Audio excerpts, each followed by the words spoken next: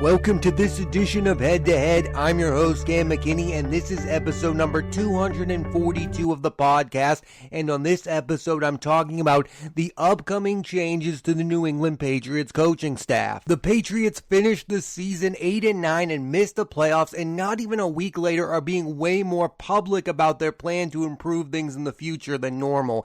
In a press release, they announced plans to retain co-de facto defensive coordinator Jerad Mayo and are looking to hire an offensive coordinator. This is coming from a team that routinely does not hand out titles to new coaching hires. From the outside looking in, this feels like a compromise on the part of head coach Bill Belichick. He is in a way admitting for the first time the whole Matt Patricia and Joe Judge thing did not work out, and that not any coach can coach offense like he previously stated. And let me say this on the record.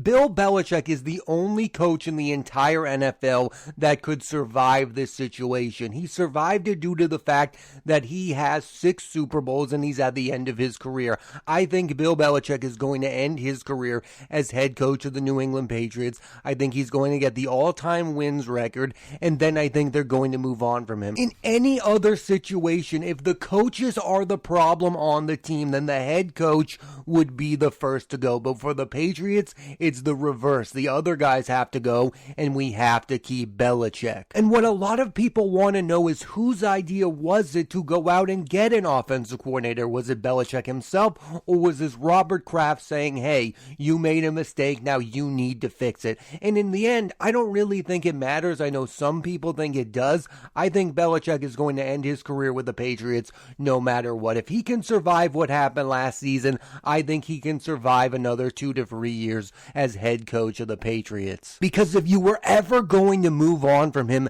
this year would have been the year. Again, he hired 2 cronies, Matt Patricia and Joe Judge, to run the offense. It didn't work out. His sophomore quarterback took a huge step back. If you really wanted to make drastic changes, that would be the route you would go. But clearly, the Patriots do not want to make that decision to move on from Belichick. And again, he's a 6-time Super Bowl winner, so I understand, and he's at the end of his career anyway. It wouldn't make a huge difference whoever the head coach of the New England Patriots is next season.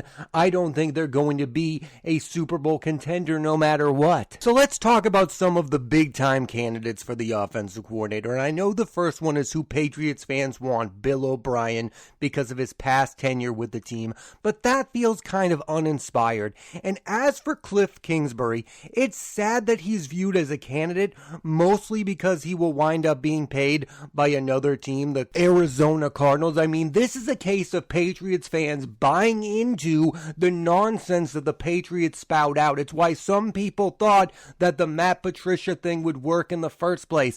Just because a team is cheap and doesn't want to fully pay an offensive coordinator does not make them right. The only reason the Patriots should want to hire Cliff Kingsbury is if they believe he is the best candidate, not because they don't want to pay an offensive coordinator. And the fact that some people are buying into that nonsense, that every head coach that gets fired is a candidate for an offensive coordinator job for the New England Patriots, all because another team is paying him, is pure nonsense. It doesn't make any sense, and no other team acts that way. Yes, the NFL is full of retread hires, and it will continue to be, but it should never be because of financial reasons. I mean, assistant head coaches are not making that much money where it should be a problem, and the Patriots benefited from having one of the highest paid offensive coordinators for years and years in the form of Josh McDaniels, so it was worth it. It's not like it was a bad investment. The offense is everything in today's NFL. We just witnessed that with the New England Patriots. They had an above average defense, and it didn't mean anything. They weren't able to win games against the best quarterbacks because they themselves did not have the best quarterback. Whether that was because of the quarterback himself or the coaches, we're about to find out. And yeah, O'Brien's resume in particular is impressive because he coached Tom Brady, and the other guy he coached was Deshaun Watson, 2 guys who I think are a lot better than Mac Jones. I don't think Bill O'Brien is some guy who's going to resurrect the career of Mac Jones. I think the best that Mac Jones could ever ever be is like a 25 touchdown, 10 interception kind of guy, and I now have serious doubts if he can ever become that guy. Although I'm sure the happiest guy on the Patriots roster right now is Mac Jones, who was visibly frustrated at the end of last season and clearly did not have the sophomore jump he was expecting. Next season feels like the crucial year for the young quarterback, and many pointed out Belichick did not sound all that ecstatic and enthusiastic talking about Mac Jones at his latest press conference. I still think benching Mac Jones versus the Chicago Bears could have irreversible effects on his career with the New England Patriots. Everyone is asking the question, do the Patriots want Mac Jones to be their long-term quarterback? I think the more interesting question is, does Mac Jones want to be the quarterback of the New England Patriots long-term? I mean, there are reports coming out from Chris Sims of NBC that Mac Jones was talking to other teams about the Patriots' offensive struggles. I mean, clearly, maybe the rest of the league views the Patriots as the problem, and they would be happy to have Mac Jones as their quarterback. I would not be shocked if in 3 years from now, Mac Jones is the quarterback of the Las Vegas Raiders because of his connection with Josh McDaniels. McDaniels got the absolute best out of Mac Jones. No one ever could have expected that Mac Jones, who was a candidate for Offensive Rookie of the Year in his second year, would be getting booed by the fan base and hearing chants for the backup quarterback, Bailey Zappi. That whole situation was odd, and I think the long-term effects of that situation is still yet to be determined. And you also add to the fact that he will have his third offensive play caller in 3 seasons in the NFL. That's not good for a young quarterback. That's how changes are made. That's how it doesn't work out for Mac Jones and the Patriots, because he never gets on the right footing with the team. This is an extreme statement I'm about to make, but the New England Patriots are doing to Mac Jones what the Jets usually do to their young quarterbacks like Sam Darnold or Zach Wilson. They are putting him in a rough situation that will likely end up with him being on another team, and we never thought we would see that from Bill Belichick and the Patriots. I mean, the more time goes on, the plan clearly should have been Brady moves on and Jimmy Garoppolo becomes the quarterback, because at least with Jimmy Garoppolo, you would have a guy who Bill Belichick believes in. I think the biggest problem the Patriots have right now is I don't feel like Bill Belichick believes in Mac Jones. I do want to talk about the Jerad Mayo of everything, because Mayo staying is going to have everyone saying it's a sign that he's going to be the next head coach of the New England Patriots, and I'm sick of talking about that. We did it with Josh McDaniels for all those years when McDaniels almost went to the Colts and then he came back to the Patriots. Everyone said, well, this means that Robert Kraft promised that McDaniels would be the next head coach of the Patriots. And then this past season, we even did it with Matt Patricia. Oh, why is Matt Patricia the play caller? Because Belichick is training him to be the next head coach of the New England Patriots. I think it's safe to say that Bill Belichick does not come across as a guy who wants to talk about a succession plan, and I would find it extremely hard to believe that he would agree to be the head coach of the New England Patriots if his successor was on his coaching staff. So maybe in Robert Kraft's dream world, Jerad Mayo does become the next head coach of the Patriots. He would never tell Belichick about it because he wants Belichick to believe he's the most powerful person in the organization. So yeah, it's possible that Jerad Mayo is the next head coach of the Patriots, but I won't believe it until I see it. I think the outcome that is about to happen is Jerad Mayo is officially going to be named defensive coordinator of the New England Patriots, and Steve Belichick will take a back seat to Mayo. I think that has to be the outcome because, again, why would he not decide to go to the Cleveland Browns? Why would he not go to the Panthers to be their head coach? He has to get something from the Patriots that's more than just a pay grade. It has to be about the position. I think they're going to name Jerad Mayo defensive coordinator. And it is funny that only with the Patriots are these titles a big deal. Teams go for offensive and defensive coordinators like they're nothing. The Patriots act like it's the highest honor in the land. Whoever is in charge of your defense should be the defensive coordinator. Whoever is in charge of the offensive side of the football should be your offensive coordinator. What leverage are you getting from across the league by not naming the position? And don't tell me me it's about the money. Don't tell me it's so that you don't have to pay Mayo like he's the defensive coordinator. And don't tell me it's because you don't want to pay Matt Patricia like he's the offensive coordinator, or it's because he's getting money from the Detroit Lions, because again, those reasons don't make any sense. This is how wild this situation is. People are praising the New England Patriots for basically saying that the offensive coordinator position does in fact matter. Think about that in today's NFL, where offense is everything, and teams like the Kansas City Chiefs and Buffalo Bills are dominating the NFL with high-powered offense. And the Patriots just come out and say, yeah, you know that position that everyone in football values? Well, now we are starting to value it as well. It is such a funny position that the Patriots have put themselves in, that to walk that back in a public statement is the funniest thing to happen in an NFL offseason maybe ever. Again, they went from having the highest paid offensive coordinator in the league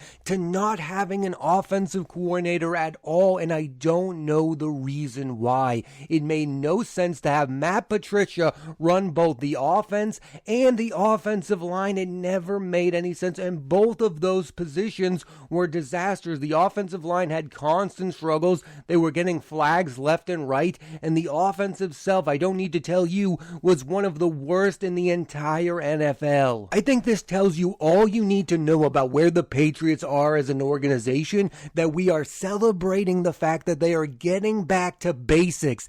Every other team in the NFL already has an offensive coordinator. And yes, I, like everyone, thinks it's going to be a big difference that you're going to have what I believe to be an experienced play caller. But how much is it going to affect the team? Is the team going to go from 8 wins to 12? I don't think that's the difference between the Patriots being a middling team to them being a great team. I think there's still some big questions on this roster, and I think this was a good start to the offseason, admitting as an organization you were wrong and correcting mistakes, but this team also needs to add big-time players this offseason. They still need a clear number one option at wide receiver. Maybe they'll trade for DeAndre Hopkins, who Belichick loves. They also have to decide if their own player, Jacoby Myers, is worth paying. In the past, they would let him walk. Now they have no choice but to pay him more than they probably want to. And I'll admit this, I'm not the biggest Jacoby Myers fan. I think he's just another guy who can get a lot of catches.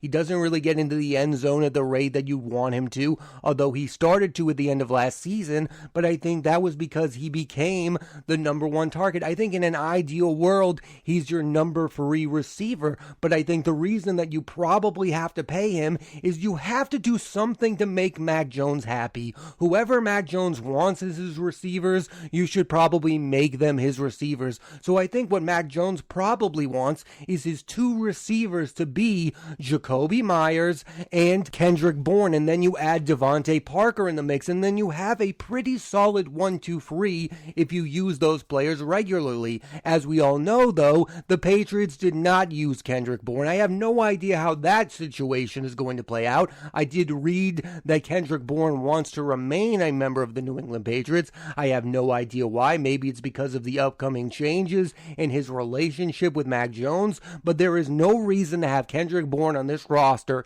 if you are not going to use him as a starting wide receiver. I mean, yeah, I would be happy if Jacoby Myers stays in the mix, but I don't want him to be the number 1 receiver on your team. And sadly for Myers, the thing that we're all going to remember from this past season is that crazy lateral pass he made in that game to the Raiders that cost them the game, and Chandler Jones, a former Patriot, scored that touchdown. I don't want to go off on a complete tangent here, but I do want to talk about something about the Patriots offense in the past that has really bothered me. This idea that it was super complicated, that only the very best could learn. I mean, remember all those years when wide receivers didn't work out and we all said, oh, the Patriots system is the reason why. Guys like Chad Ochocinco, guys like Reggie Wayne, these established wide receivers, and then last year was supposed to be the year they simplified things, and it got even worse. I think the Patriots gave themselves too much credit for how great their offensive was when it really all came down to one guy, in my opinion,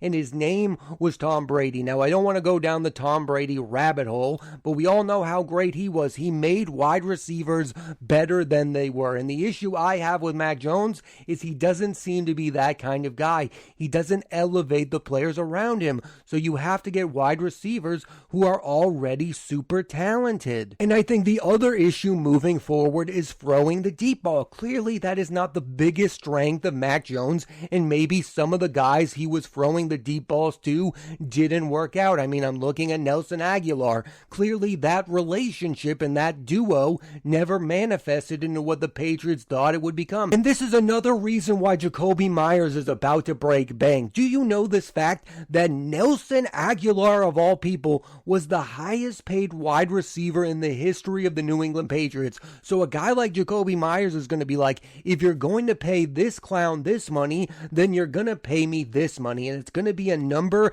the Patriots are not going to want to pay. And they did this to themselves because they didn't reward the player on their own team, and they gave that money to an outside guy who didn't work out. So now the guy on their team is going to look at that contract and go, you're going to pay me way more than this guy because I'm way better than this guy. And when people look at Jakobi Meyers, they probably view him as a guy like Danny Amendola or even a Julian Edelman type, although he's not as good as Edelman, and those guys used to take discounts. Do you know why? Because they were on a Super Bowl contending team. Jakobi Meyers has been on this team the last 3 years where they have missed the postseason 2 of those 3 years, and the year before that, they got whooped by the Buffalo Bills. There is no incentive for Jakobi Meyers to take a pay cut. He's not playing with an all-time great quarterback who's just a weapon away like Tom Brady was. He's playing with a guy who is developed, who we don't know what he is yet. So Jakobi Meyers is probably going to cash in for as much money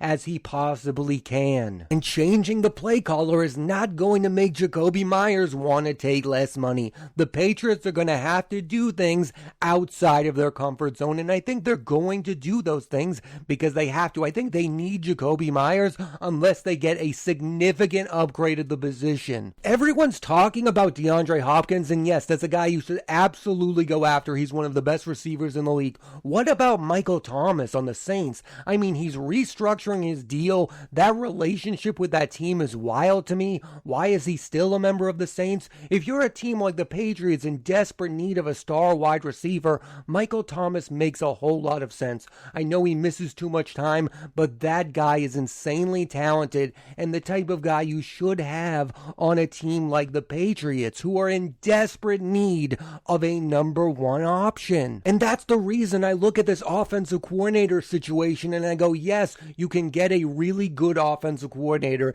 and then you'll become an average offense. The issue with last season is that they were a below average offense. Becoming an above average one isn't necessarily going to make you a great NFL team. In fact, I think you could still be a 10-win team that just barely gets into the postseason because you have a decent play caller. This also needs to be said. The New England Patriots have to become a pass-first team again. It was so bad watching them run the ball last year. Yes, they were very good at it, but there's no point running the ball on first down. Pass the ball on first down because you weren't a good enough offense to convert on second or third down.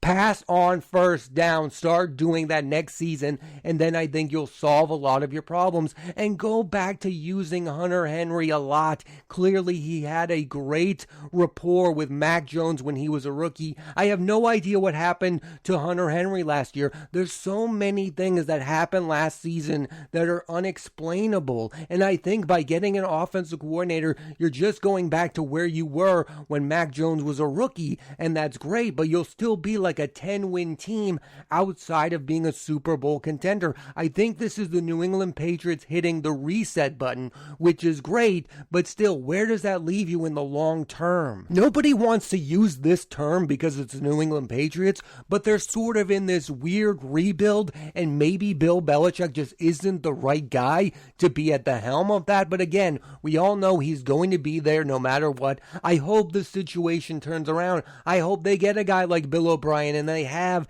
an above average offense, because last year the Patriots were not entertaining. Even though they were within one game of making the postseason, nobody who was a fan of the New England Patriots wanted to watch them play another football game because their offense was god awful. Nobody wanted to watch that product anymore, and we We never said that during the Brady years. We didn't even say that in Mac Jones's rookie year. They were still entertaining. I think the Patriots need to go back to being both a good team and an entertaining one, and hopefully this is a step in the right direction. Thanks for listening to this edition of Head to Head. I'm Cam McKinney, and there'll be a new episode of the podcast every Monday on Apple Podcasts and Spotify, so please rate, review, and subscribe.